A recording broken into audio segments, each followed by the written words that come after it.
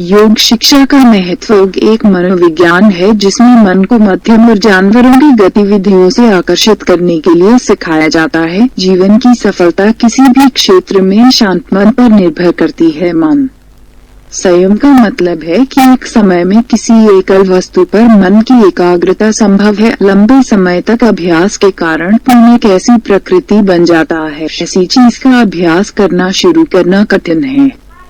यह सोचकर कि कुछ काम करते हुए या कुछ काम करते समय विषय पर ध्यान केंद्रित किया जाता है, लेकिन जब यह अभ्यास किया जाता है यह बहुत आनंद बन जाता है। ठीक से और एक सुसंगत तरीके से नहीं सोच सकते या कोई अच्छा काम नहीं कर सकते।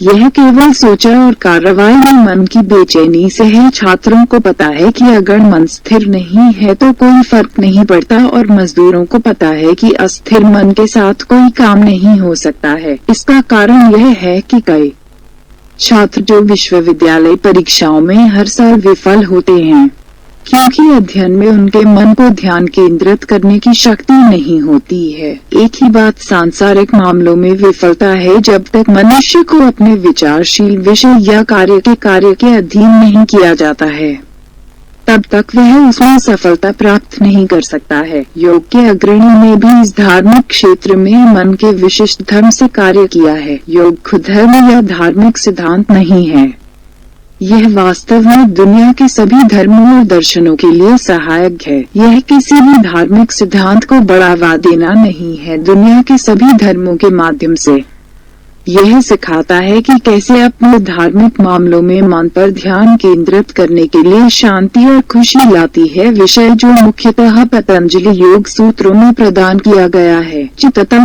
है, अर्थात मन को अन्य विषयों से खींचकर एक ही विषय में ध्यान केंद्रित करना। मन पर ध्यान केंद्रित करने की शक्ति निरंतर अभ्यास से प्राप्त होती है और सांसारिक सुखों से मुड़ जाती है। फॉर्मूला 23 और 39 में पतंजलि मुनि कहते हैं कि विषय की प्रकृति या उस रुचि में जिस पर आप रुचि रखते हैं पर ध्यान देने से आपको मन को स्थिर करने की शक्ति मिलती है। भगवान को इस रूप में ध्यान दिया जा सकता है कि सर्वव्यापी शक्ति सर्वशक्तिमानता है, या इस रूप में यह ध्यान भी जा सकता है कि यह निर्गुण निरंजन पारब्रह्म है जिसमें प्रेम, घृणा, दया, सृष्टि, स्थिति वहाँ मौजूद नहीं है। योग रूपन भगवान के बारे में इतना कहते हैं कि वह ऐसा व्यक्ति है, वह हमेशा संकट, काम, अलग और इरादे से मुक्त होता है। 1.22 भगवान को खुश करने के लिए योग सूत्रों में कोई यज्ञ या तपस्या नहीं बताई गई है। यदि एक धर्म संप्रदाय अपने अनुयायियों को ऐसी बात कहता है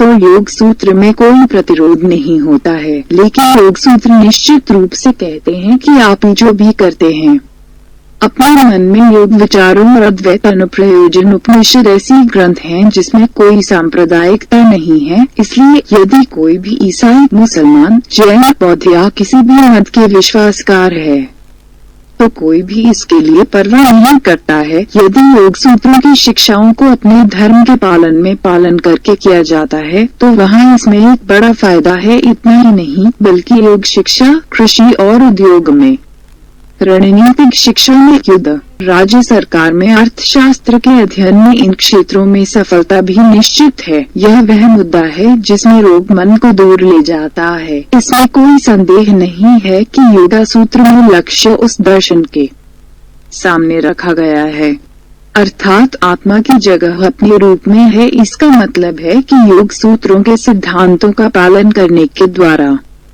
संसारिक सुख से दूर होकर मन स्वभाव के रूप में स्थिर हो जाता है। विचारधारा का यह निरोध किसी धर्म संप्रदाय शिक्षा के प्रतिकूल नहीं है। इस तरह की संरचना केवल सांख्य और अद्वैत सिद्धांत की अवधारणा है। ऐसे संप्रदायों में कोई अन्य महान लक्ष्य नहीं है जो परमेश्वर पर विश्वास करते हैं। स्वस्थ मन एक स्वस्थ शरीर में ही बनी हुई है। यह सिद्धांत वैध है। दोनों ब्रह्मांडीय और पारस्परिक प्रयासों की सफलता के लिए एक स्वस्थ शरीर आवश्यक है। योग शिक्षा में परहेज के नियमों का पालन करना बहुत महत्वपूर्ण है। भगवत गीता में यह स्पष्ट रूप से कहा गया है कि जो लोग यक्षता नहीं हैं, वे जीवन में कोई भी सफलता प्राप्त नहीं कर सकते।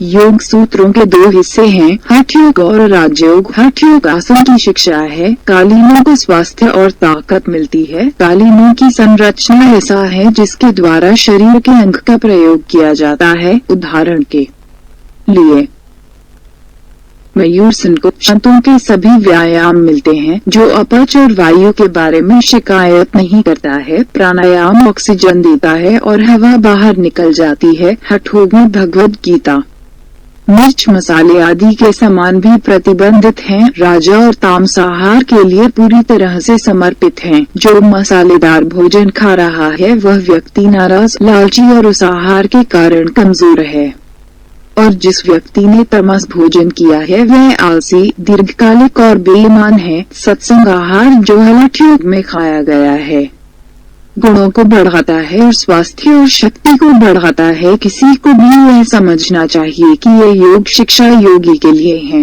हर किसी के लिए नहीं। शब्द योगी बहुत मोटे तौर पर लिया जा सकता है।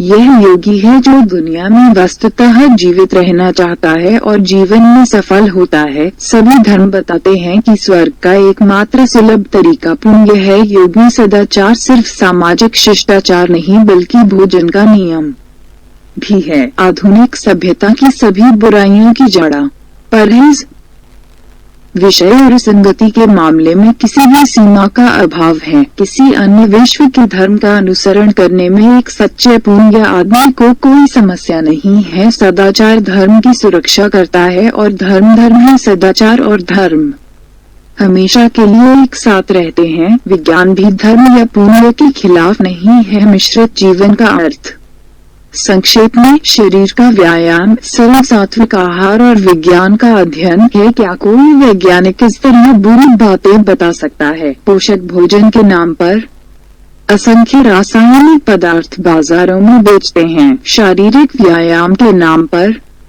विभिन्न प्रकार के खेल स्कूलों में खेले जाते हैं और अभ्यास किया जाता है, लेकिन इस तरह के एक युवक को योगी के साथ लंबी उम्र नहीं है। योगी के जिम्नास्ट की तरह न तो 1000 छड़ें मिलती हैं, न ही उन्हें बहुत ज्यादा खाना पड़ता है। ये शरीर या बुद्धि को बढ़ाने के लिए एक काम नहीं है। वह तंत्रिकाओं को फूलने के बारे में परवाह नहीं करता है।